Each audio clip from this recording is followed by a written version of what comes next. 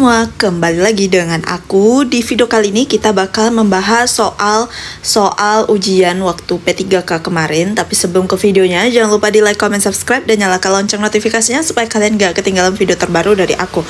Oke, tanpa lama-lama kita langsung aja baca ke soal nomor 1. Ya, seorang wanita usia 20 tahun G1P0A0 hamil 24 minggu datang ke PMB mengeluh gusi berdarah dan tidak nyaman dengan keadaannya. Hasil pemeriksaan, ibu mengeluh sejak 5 hari yang lalu. Hasil pemeriksaan tekanan darah 110/80. Nadi 78, pernafasan 20, suhu 36,5, TFU 24, dan JJ 135. Apakah penyebab keluhan pada kasus tersebut? Oke, jadi dia 5 hari yang lalu mengeluh gusinya berdarah ya. Dia hamil 24 minggu, G1P0A0. Kira-kira nih penyebab gusi berdarahnya itu pasti karena ada sangkut pautnya dengan hormon, teman-teman ya. Nah, kita lihat dulu opsinya. A. Peningkatan hormon estrogen dan progesteron. B. Penurunan hormon estrogen dan progesteron. C. Penurunan hormon chorion gonadotropin. Yang D. Peningkatan hormon progesteron. Yang E. Peningkatan hormon estrogen. Oke teman-teman, kalau yang C itu bukan ya. Ini hormon HCG itu biasanya mual muntah ya. Tapi seiring nanti dengan 12 minggu ke atas, hormon HCG itu akan mulai menurun teman-teman. Sehingga tidak lagi muncul yang namanya mual muntah. Oke.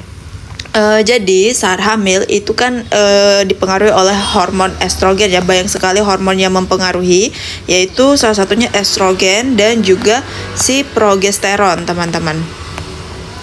Nah, saat hamil, kedua hormon ini pasti mengalami kenaikan ya teman-teman. Jadi si estrogen ini mengalami kenaikan sehingga menyebabkan yang namanya siklus pembelahan sel teman-teman.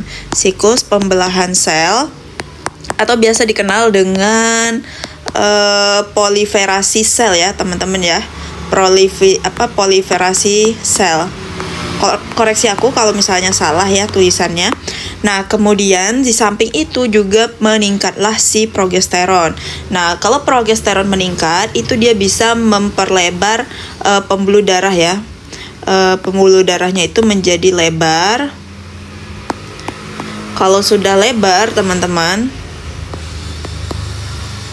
Nah, jadi kalau terjadi pelebaran pembuluh darah, itu bisa meningkatkan aliran darah, teman-teman ya, meningkatkan aliran darah terutama juga di gusi, sehingga gusi juga menjadi lebih sensitif, teman-teman. Jadi untuk soal nomor 1 itu jawabannya adalah yang A, peningkatan hormon estrogen dan juga progesteron. Soal nomor 2, seorang perempuan usia 20 tahun G2P1A0 hamil 24 minggu datang ke posyandu untuk memeriksakan kehamilan. Hasil anamnesis, tidak ada keluhan dan gerakan janin aktif dirasakan. Hasil pemeriksaan tekanan darah 110/70, nadi 70 kali per menit, pernafasan 20 kali per menit, suhu 36,5 Celcius, TFU setinggi pusat, DJJ 146 kali per menit. Apakah peran yang dilakukan bidan pada kasus tersebut? Nah, ini tuh udah jelas banget ya. Di sini ada kata kuncinya untuk memeriksakan kehamilan, berarti si bidan itu sedang melakukan yang namanya asuhan kebidanan kehamilan ya, asuhan kehamilan. Nah, asuhan kehamilan ini merupakan peran bidan sebagai pelaksana, teman-teman.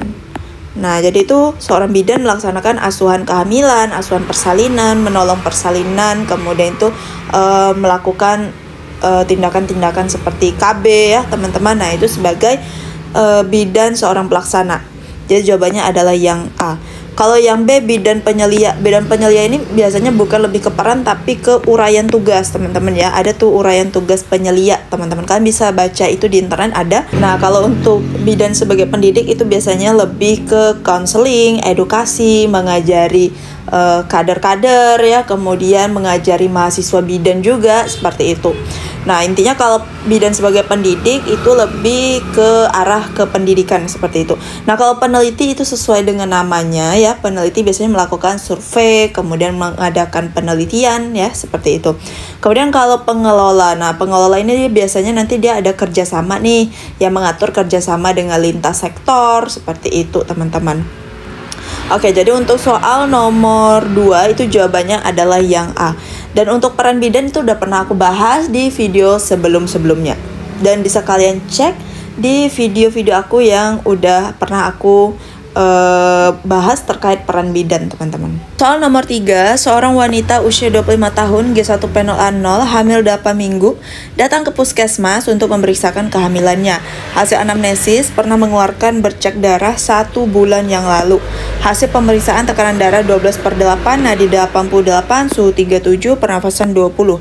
TFU belum teraba, HCG urin tes positif. Tindakan apa yang tepat pada kasus tersebut? Oke, teman-teman, di sini apa sih yang bisa kita lakukan ya? Jadi dia periksa kehamilan nih. Setelah di anamnesis, dia punya riwayat ya kalau 1 bulan yang lalu mengeluarkan bercak darah. Nah, ini tuh tanda-tanda terjadinya apa? Mau terjadinya abortus ya, seperti itu. Nah, dia di sini positif hamil ya karena HCG-nya itu positif. Nah, jadi hamilnya masih 8 minggu, ini tuh masih rentan banget yang namanya kejadian abortus, teman-teman, atau keguguran. Tindakan apa yang bisa kita lakukan? Yang A, rujuk ke RS. Yang B, anjurkan tirah baring. C, observasi dalam 24 jam. D, penkes tanda bahaya. E, konseling fisiologi kehamilan. Nah, jadi karena ini berlakunya 1 bulan yang lalu ya, bukan terjadi saat ini, maka yang diberikan ya tindakannya itu adalah penkes tanda-tanda bahaya. Tanda bahaya TM1. Nah, kalau anjurkan tirah baring, teman-teman, anjurkan tirah baring itu kalau misalnya saat itu dia terjadi perdarahannya. Tapi kan ini 1 bulan yang lalu ya, artinya kan perdarahannya udah selesai, teman-teman. Jadi kita hanya memberikan penkes tanda bahaya aja gitu. Seakan-akan nanti kalau misalnya dia keluar lagi bercak darah, itu langsung menemui si tenaga medisnya, teman-teman ya, langsung menemui tenaga medis.